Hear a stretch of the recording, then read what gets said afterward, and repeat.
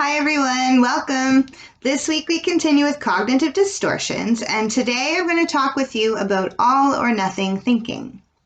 So these terms were created by psychiatrist Aaron Beck, who laid the groundwork for the study of these distortions, and his student David Burns continued the research on these distortions.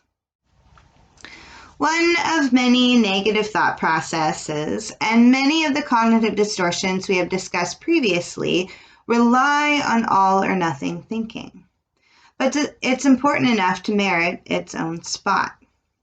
Burns describes all or nothing thinking as the tendency to evaluate your personal qualities in extreme, so black or white categories.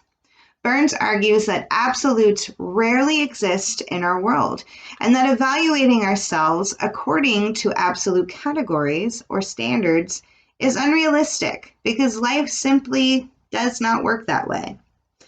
Burns states there is a little in the universe that is 100% or 0%, and most of the time, or even all of the time, we're somewhere in between.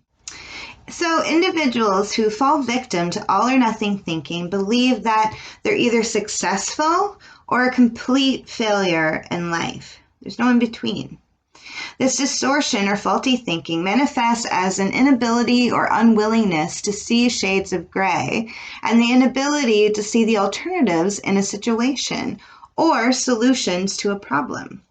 Such interpretations are often distorted from reality and can result in intense negative feelings.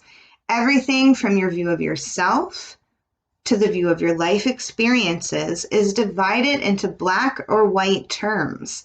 All or nothing thinking often involves using absolute terms such as now, never, nothing, or never ever. So let's see if you can recognize your own thinking in these examples. So individuals who fall victim to all or nothing thinking have concerns with perfectionism, depression, social anxiety such as performance anxiety, public speaking, shyness. There's hopelessness, suicidal urges, anger, relationship conflicts, and violent urges, habits and addictions, and many other scenarios. So examples could sound like, nobody likes me, people can't be trusted, or nothing ever works out. You may also overlook how valuable you are in other roles of your life, such as being a friend or a partner, an employee, a parent, a fur parent. So an example of all or nothing can also look like this. Jennifer was diagnosed with panic disorder with agoraphobia, in which you fear and avoid places or situations that might cause you to panic and make you feel trapped, helpless, or embarrassed. So Jennifer was diagnosed with this about 4 years ago. Since then, she has sought out psychotherapy, regularly takes her prescribed antidepressants, and frequently practices self-care. So Jennifer's symptoms have greatly improved, and she feels ready to go to a concert with a friend, a situation that has caused her fearful avoidance in the past. When Jennifer arrives at the concert, she begins to experience physical symptoms of panic and anxiety. She tries deep breathing, but still has a panic attack. Jennifer leaves the concert early, telling herself that she will never overcome her condition and that she lets her nervousness ruin every situation. So Jennifer can choose to value herself despite having a struggle with panic disorder. Instead of thinking in absolute terms, as we discussed, she can recognize that despite this setback, she has actually had many success stories in coping with the panic disorder.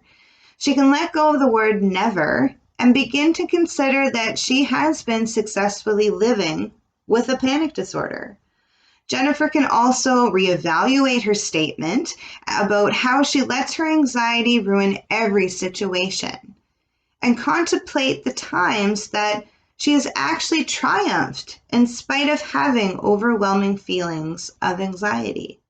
Another example is that my YouTube channel that you're watching right now is not incredibly brilliant, or is it utterly horrendous? I hope.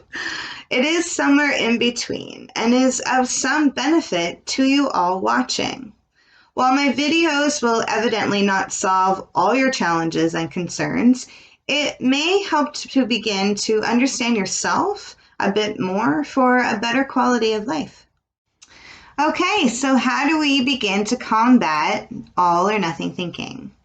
Well, one of the most beneficial methods, and one that I've been mentioning all along, is speaking with a counselor to begin the process of understanding and learning to manage your own cognitive distortions when situations arise.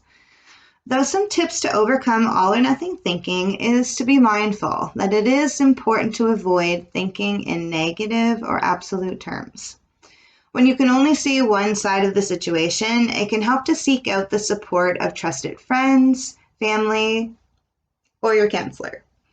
Having a support network can be helpful in finding solutions and thinking beyond those absolute terms. Learn to avoid binary thinking. Things are rarely either this or that. The world exists in countless shades of gray, and as do you. Are some people untrustworthy? Sure. Do some people dislike you? Probably. Does that mean all people can't be trusted or that all people like you? No, it does not. Here are some do's and some don'ts to help you combat all or nothing thinking. So do recognize your strengths and write them down.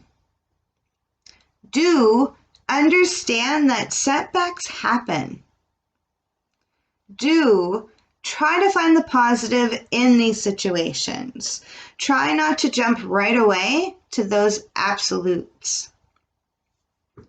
And don't focus or fixate on your faults. Don't dwell or fixate on self-defeating thoughts. And lastly, don't use unconditional terms such as never or nothing.